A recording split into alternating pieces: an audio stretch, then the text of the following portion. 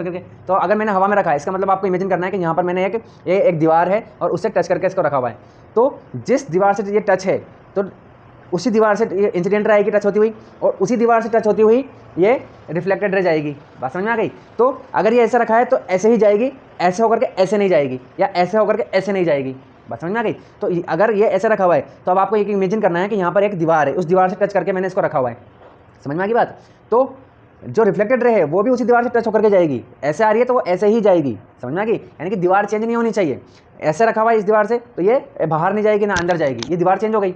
लेकिन अगर ऐसे करके ऐसे जा रही है तो अब सेम प्लेन हो गया, हो सेम दीवार हो गई। बात समझ में आ गई? सेम सरफेस हो गई, तो उसी को बोलते हैं सेम प्लेन। बात समझ में आ गई आपके? चलिए, और पॉइंट भी चेंज नहीं होना चाहिए। पॉइंट का मतलब जैसे यहाँ से इंसिडेंट रे है तो ये रिफ्लेक्टेड रे यहाँ से जा रही है, ऐसे जाएगा क्या? ऐसा भी नहीं जाएगा, ठीक है ना। चलिए, तो ये यहीं से जाना चाहिए, इसी जगह से। तो अगर आपने ये दो चीज़ बोल दी, अगर दो भी नहीं कम से कम ये एक चीज़ तो अगर आपने बोल दी कि ये तीनों चीज़ें किस क्या होनी चाहिए, सेम प्लेन में होनी चाहिए, अगर इतना ही बोल दिया तो भी आपका लो सही जाएगा। समझ में आ गई? और ये लो, फर्स्ट लो दोनों के लिए क्या है? सेम है, कॉमन है। बात समझ में आ गई? चलिए चलिए, तो समझ में आ गई। एक बार और देख लेते हैं। Incident ray, normal and reflected ray all are should be in same plane, या all are in same plane. This law is called first law of reflection. ठीक है, चलिए नाउ सेकेंड लॉ बात करते हैं अपन। सेकेंड लॉ जो है वो दोनों में डिफरेंट हो जाता है, अलग हो जाता है।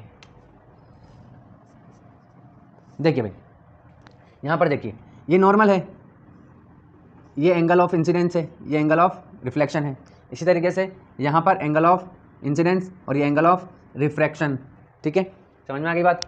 हाँ जी। तो देखिए, सेकेंड लॉ ऑफ रिफ्लेक्शन क्या कहता है? सेकेंड लॉ ऑफ रिफ्लेक्शन कहता है कि भाई साहब, आपका ये जो एंगल ऑफ इंसिडेंस है और एंगल ऑफ रिफ्लेक्शन है, ये दोनों हमेशा क्या होंगे? इक्वल होंगे।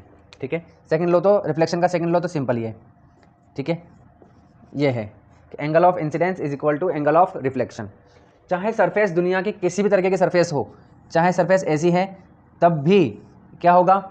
एंगल सेम होगा। देखिए, बच्चे यहाँ थोड़े कन्फ्यूज हो जाते हैं। बच्चों से जब मैं पूछता हूँ अगर ऐसी सरफेस है, ठीक है, अरे भाई, ठीक है, ये मान लीजिए, अब इस कंडीशन में मान लीजिए कि लाइट रे ऐसे आ रही है और ऐसे चली गई, तो बताओ यहाँ पर लो फॉलो हो रहा है कि नहीं हो रहा? एंगल ऑफ इंसिडेंस और एंगल ऑफ रिफ्लेक्शन इक्वल है कि नहीं? बच्चे कहते हैं नहीं सर, यहाँ पर तो फॉलो नहीं हो रहा, यहाँ पर तो इक्वल नहीं है, जबकि गलत हो गया। देखिए, ये जो नॉर्मल है ना, सारा खेल नॉर्मल का है। ठीक है, जिस बच्चे को नॉर्मल बनाना आ गया, यूँ समझ लीजिए उसने रिफ्लेक्शन ये वाला चैप्टर तो उसने खा लिया, एकदम पी लिया, एकदम एकदम पानी के जैसे। ठीक है, घोल के पी लिया एकदम। तो नॉर्मल बनाना आना चाहिए बस। तो नॉर्मल कैसे बनेगा? अब देखिए, नॉर्मल बनना चाहिए सरफेस जिस पॉइंट पर इंसिडेंट रे आ रही है, ठीक है ना, उस पॉइंट से 90 डिग्री पर